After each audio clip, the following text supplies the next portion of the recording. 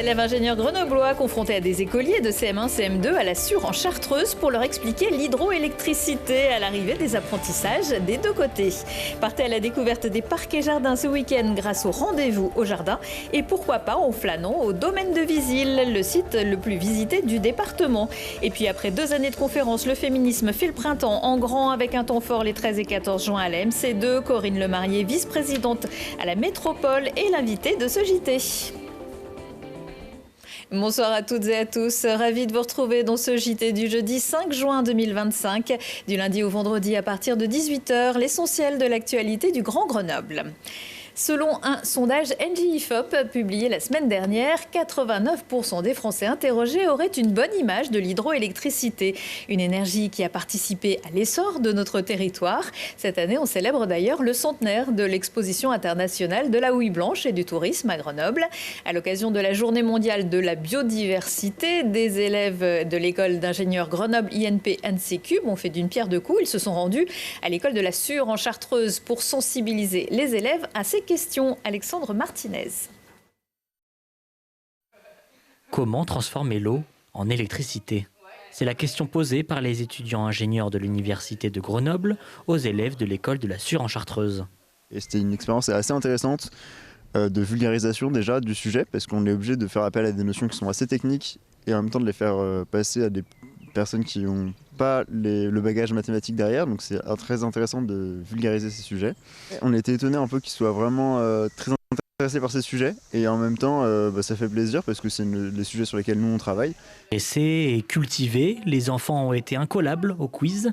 La raison, ils sont sensibilisés toute l'année par un programme tourné autour du cycle de l'eau. Pour leurs enseignants, c'est une nouvelle fois une action réussie.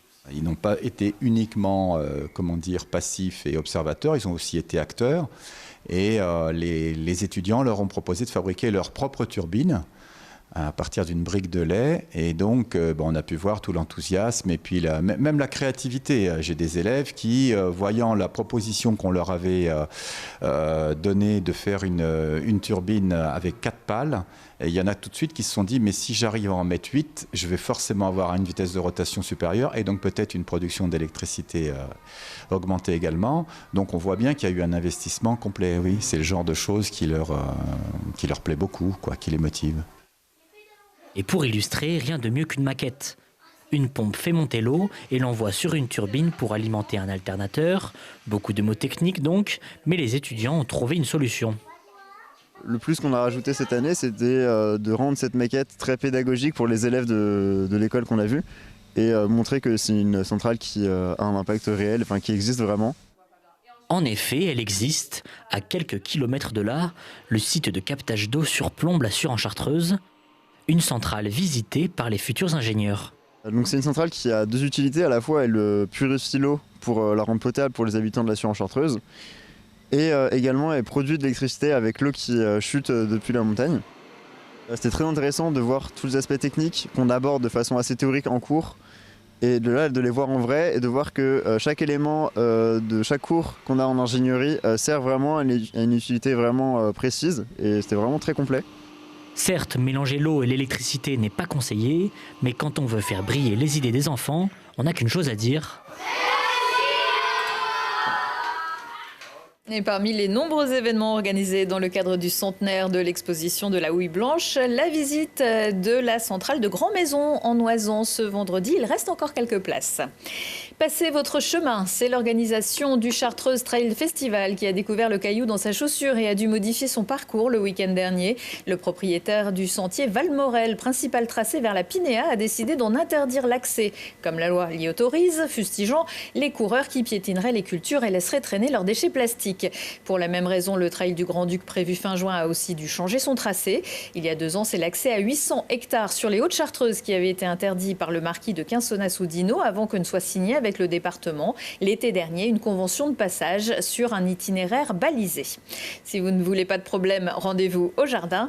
La manifestation nationale se déroule du 6 au 8 juin dans 2200 lieux en France et propose animations et ateliers pour plonger dans ces puits de nature. Du nord au sud, l'Isère y participe dans des lieux publics ou privés, de Saint-Antoine-l'Abbaye au Mas des Béalières, en passant par le jardin de la faculté de médecine ou la grange d'Imières et bien sûr le domaine de Visil. Mirko Pesci. C'est le monument le plus visité en Isère. Le domaine de Vizille, berceau de la Révolution française, accueille 800 000 visiteurs chaque année. Ce succès s'explique par la richesse historique du lieu, mais aussi par la beauté de son parc. Nous sommes devant un des points les plus célèbres du domaine départemental de Vizille, avec derrière moi le beau château, donc, qui est le musée de la Révolution française maintenant. Et vous avez ici cette nappe d'eau. Vous avez quelquefois la chance de voir les oies bernaches qui sont en train de se poser sur le canal ou de voir nos cygnes qui se promènent. Industrie, hôtel ou encore résidence présidentielle, au fil des siècles, le château a vu passer de nombreux propriétaires. En 1973, l'État cède le domaine au département de l'Isère pour 1 franc symbolique. Le domaine est divisé en 3 parties. Le parc animalier de 40 hectares non ouvert au public, le parc champêtre et le parc paysager en face du château. Pour entretenir ces 102 hectares de jardin, Christian et son équipe utilisent des moyens peu conventionnels. On peut dire qu'on a 4 km linéaires de buis, donc on a de quoi faire et on les a traités contre bien sûr la pyrale du buis. On pose de nombreux nichoirs à chauves-souris qui sont répartis sur nos bâtiments. C'est intéressant de les voir habiter et de les voir attraper ces papillons ou de les voir picorer les chenilles sur nos buis. Il faut le faire, il faut utiliser toutes ces auxiliaires qui sont là pour aider les jardiniers pour limiter justement ce parasite. Du hêtre fougère au cèdre en passant par le platane, ce sont plus de 1553 arbres de 90 essences différentes qui ornent la partie paysagère du parc. On est devant 2 arbres tout à fait remarquables qui sont 2 ormes ici. Vu la grosseur du tronc, ils ont 90 ans on va dire. Donc ils ont cette particularité, c'est d'être à la fois rares puisqu'ils ont cette maladie qui les attaque. Et on a cette chance d'avoir sur le domaine 3 arbres. Donc on fait du mieux qu'on peut pour les préserver. On a exclu une zone de piétinement par rapport au public et on a apporté beaucoup de haubans dans l'arbre pour les protéger. Pour sa richesse esthétique et historique, le parc paysager est labellisé Jardin remarquable, une distinction décernée par le ministère de la Culture pour une durée de 5 ans renouvelable. Prolonger la balade avec l'émission Visite guidée à voir sur notre site télégrenoble.net. Le domaine de Vizille propose dimanche une journée nature et bien-être. Le reste du programme près de chez vous sur le site. Rendez-vous au jardin.culture.gouv.fr. Et si vous êtes sensible à la lumière du soleil et peut-être ne supportez-vous pas l'ail, alors c'est aussi le 6 juin la journée des grottes et du monde souterrain. L'occasion en Isère de découvrir les grottes de la Balme, les grottes de Choranche ou encore les grottes des Cuves de Sassenage qui fête cette année les 160 ans de leur ouverture au public. Vous la reconnaissez? Avant de briller à Roland-Garros, Loïs Boisson a participé au dernier NJ Open de l'Isère sur les cours du Grenoble Tennis en février 2024. Alors 308e mondiale, elle avait été éliminée en quart de finale, ce qui lui avait permis d'empocher un chèque de 1 543 €, bien loin des 690 000 € qu'elle est déjà assurée de toucher pour sa participation en demi-finale à Paris. En 2025, il n'y avait pas eu de tournoi ni de trophée de la ville de Grenoble pour des raisons financières. Allez les filles, vous pourrez toujours aller encourager l'équipe de France féminine de football qui disputera une rencontre contre l'équipe du Brésil le 27 juin au Stade des Alpes. Ce qui nous conduit tout droit à notre sujet du jour avec Corinne Lemarié. Bonsoir. Bonsoir Marie-Caroline. Vous êtes vice-présidente de Grenoble-Alpes Métropole en charge de l'égalité femmes-hommes notamment. Les 13 et 14 juin, vous serez à l'AMC de Grenoble pour Le Féminisme fait le printemps, un grand événement. La métropole y participait depuis 2 ans avec des conférences, mais là, vous mettez le paquet. Pourquoi ? Exactement. Eh bien parce que nous avons vu que les 2 premières éditions ont connu un grand succès. On a fait venir plusieurs centaines de personnes et au total plusieurs milliers de personnes au sein de notre bâtiment métropole pour écouter différentes intervenantes, Titu Lecoq par exemple, et que les métropolitains et métropolitaines ont vraiment répondu présent à cette invitation, que tout ceci a occasionné du débat sain, justement, autour de ces sujets. Et puis parce que c'est une problématique que l'on prend à bras-le-corps depuis le début de ce mandat, depuis 2020, avec des interventions sur plusieurs sujets. Chez les commerçants, par exemple, avec le dispositif Angela que l'on développe depuis plusieurs mois auprès des commerçants, c'est-à-dire création de lieux sûrs pour lutter contre les violences sexistes et sexuelles au sein de l'espace public, dans la rue. Et puis parce que nous faisons aussi sur le travail en interne dans notre institution, avec des congés spéciaux, par exemple, dont on a été amené à parler récemment. Oui, la préfète vous a fait un petit coup de pub, finalement. Elle nous a fait un petit coup de pub, voilà. Bon, on est reconnaissant et puis les choses se sont bien passées parce que finalement, grâce à la décision du tribunal administratif, ça a permis de clarifier un petit peu les choses pour toutes les institutions, toutes les collectivités. Donc, c'était intéressant, mais c'est bien la preuve justement que plus on parle de ces sujets, plus on fait avancer le débat et puis plus on informe aussi les citoyens, les citoyennes. Parce que l'idée, c'est pas de confronter violemment les points de vue, c'est vraiment de poser les choses, de discuter calmement avec tout le monde. Tout à fait. La confrontation de points de vue peut arriver parfois et c'est vrai que nos débats et nos sociétés parfois sont clivants. Ce n'est pas ma perception des choses. Je suis convaincue qu'on n'arrivera pas à faire avancer la cause des femmes sans les hommes et les femmes. Donc je ressens la nécessité intense d'être entendue de tous et de toutes. Et c'est pour ça qu'en faisant des débats, en organisant dans nos territoires, parce que c'est important de le préciser, qu'il se passe des choses sur une trentaine de communes de la métropole. Oui, parce que les temps forts, c'est les 13 et 14, mais depuis le début du mois, le 30 mai jusqu'au 30 juin, il y a des événements aussi. Tout à fait. Hier soir, j'étais à Champagné, à la bibliothèque, pour une exposition, le vernissage d'une exposition qui s'appelle Fameuses femmes, des lithographies de femmes célèbres et inspirantes. Et il y avait des habitants et des habitantes de la ville qui sont venus voir un peu, admirer les œuvres de cet artiste. Alors, à la MC2, il y aura notamment des conférences, des ateliers, des conférences avec des personnalités inspirantes et inspirées, comme Salomé Saké et bien d'autres. Voilà, exactement. On va faire venir un certain nombre là, je vois Cécile Duflot, avec qui j'aurai l'honneur de participer à une table ronde le samedi matin, 14 juin. Et oui, on fait venir plusieurs personnalités, hommes et femmes, pour traiter de sujets différents. On va parler de femmes et de handicap. On va parler du backlash masculiniste. On va parler de plein de thématiques différentes. Il y aura aussi des ateliers, des tables rondes, des conférences, des ateliers, des jeux.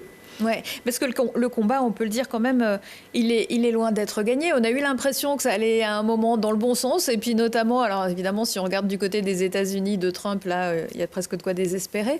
Mais on sent qu'il y a quand même une vague un peu masculiniste, même du côté des jeunes, qui se profile, qui existe déjà en France. C'est ce que disent les chiffres, notamment ceux du Haut Conseil à l'égalité, qui sont assez plombant si on regarde les chiffres, mais bon, l'adversité ne doit pas nous faire peur, nous avons l'habitude de celle-ci, donc continuer de parler de ces sujets, montrer l'intérêt de la mixité dans les métiers, par exemple, je pense à la société Enedis qui va organiser justement un débat, une conférence sur comment les entreprises font venir des femmes dans des métiers plutôt genrés masculins habituellement, ce que cela apporte à l'entreprise en premier lieu. Eh bien, tout ça, ça permet de parler d'égalité de manière positive et puis aussi de manière quotidienne. Comment l'égalité s'inscrit dans nos quotidiens. Mais c'est vrai que ce qui se passe aux États-Unis ou ailleurs, les combats qu'il peut y avoir partout contre l'IVG, par exemple, ou autres, peuvent nous amener à être un petit peu pessimistes. Et puis le nombre de féminicides qui ne diminue pas.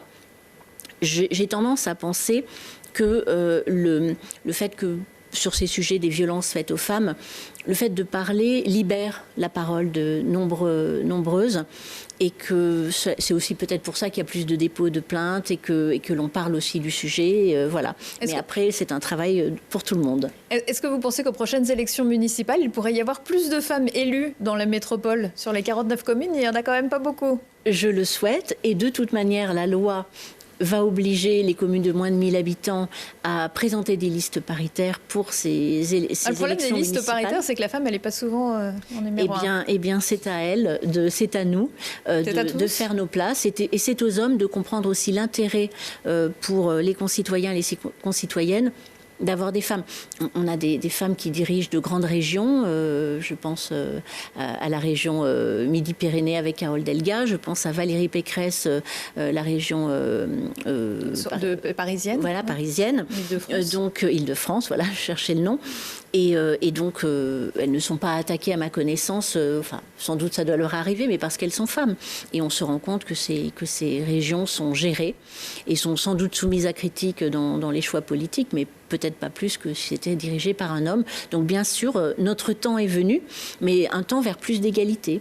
Voilà. Et pour conclure, on peut dire aussi que ces 2 journées se termineront aussi par des moments culturels, puisqu'on sera à la MC2. Donc c'est important aussi de montrer des spectacles qui mettent en avant plus de femmes. Voilà. Voilà, il y aura une pièce de théâtre, enfin un temps dansé, chanté. Et puis il y aura également un concert. Et évidemment, tout ça, c'est gratuit. Voilà, c'est gratuit. C'est à la MC2. Donc je remercie Arnaud Meunier et Laetitia Rabi, qui est la présidente de la MC2, de nous avoir prêté ce lieu emblématique. Et puis le midi, il y aura des food trucks, une chorale, parce que l'idée de cet événement, c'est aussi que ce soit très festif. Merci beaucoup Corinne Lemarié. Et puis j'ajoute que donc, le temps fort, c'est le week-end prochain. Mais comme on l'a dit, c'est durant tout le mois qu'il y a des événements et que l'association Patriarchie organise demain vendredi, dans le cadre de ce festival Le Féminisme fait le printemps, une soirée pyjama féministe avec la projection du film La Revanche d'une blonde pour tacler les stéréotypes misogynes dans la pop culture. Et ça commence à 19h. Merci encore. Et à titre d'exemple, juste compléter, samedi après-midi, une visite du cimetière Saint-Roch également, pour mettre en valeur les femmes invisibilisées qui parfois ont été très inspirantes et très connues sur le territoire, mais qui ont disparu. Voilà, faut pas enterrer le féminisme. Histoire. Voilà. Merci. Et puis 2 salles, 2 ambiances, puisque le club accueillera également vendredi soir Raphaël Quenard, l'acteur de 34 ans, originaire de la région grenobloise. Il a grandi à Giers, viendra présenter son docu-fiction I Love Pérou. Mais avant cela, l'acteur césarisé, qui vient aussi de publier un livre, Clamsé à Tataouine, participera à une rencontre et une séance de dédicace à la librairie Le Square. Et comme tout est archi complet, on se consolera avec cette image de son frère Mathieu qui, il y a 12 ans, vous l'avez vu, c'est passé très vite. Il disputait un match de foot caritatif au Stade des Alpes en présence de Zinedine Zidane, Calogero ou Brahim Asloum. Voilà, on a quand même réussi à le placer. Sa voix est aussi l'un de ses outils de travail, comme Raphaël Quenard. Justine Jacquin participe à l'opération Chaque vendredi est une fête, mise en place par les commerçants de La Belleville et de Lumi 38 dans le centre historique de Grenoble. La particularité de cette jeune artiste, c'est que pour promouvoir l'opéra pour tous, elle se produit notamment dans les bars. Et demain à 19h, ce sera sur la terrasse de la crêperie Rouge Délices, rue Blanc-Fontaine. D'autres animations sont aussi proposées chez d'autres partenaires. Et puis on reste encore un petit peu à la MC2, puisque vendredi soir, c'est la dernière représentation de Cher Cinéma, le nouveau spectacle de Jean-Claude Galota. À 75 ans, le chorégraphe grenoblois, toujours plein de fougue, raconte son amour des films et des réalisateurs qui l'ont convaincu d'être danseur. Si vous le manquez, rassurez-vous, vous pourrez aussi très bientôt le voir sur Télé Grenoble. C'est la fin de ce JT. Merci de nous avoir suivis. Retrouvez-nous en replay sur notre site télégrenoble.net. Une mine d'informations. La météo dans quelques instants. Excellente soirée à toutes et tous.